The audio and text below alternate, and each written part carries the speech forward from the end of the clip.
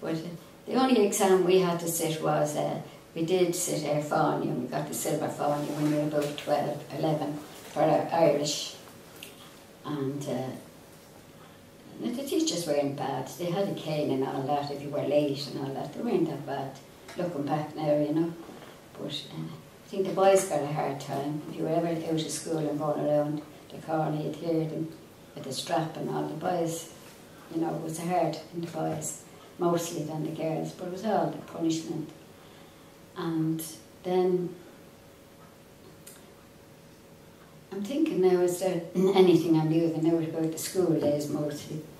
Now, our holidays at that time was into my granny, school holidays, and she lived in one room we all lived, 8 of us in the one house and 6 of us in the one bedroom, boys and girls. And there was nothing to it. The boys were one side of the bedroom, we were the other. They were big rooms. And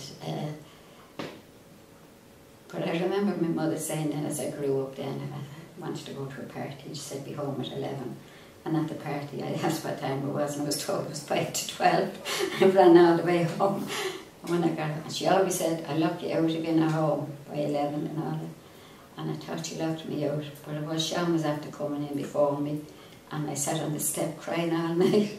Never heard me, I was sitting on the step crying all night. You were afraid of getting into trouble. Like they didn't, Father never hit us in his life. It was only boys got a box at that time, mostly, you know. But it wasn't hard or anything like that. Yeah. In those days, when we went on holidays at school, we went over to Granny Corrigan's, and she brought us to Mass in Whitefriars Street Church every morning. And you spent your time walking around from one shrine to the other, loved it. And then coming home, she'd get the messages in George's Street, and then on the way home we'd go into Patrick's Park.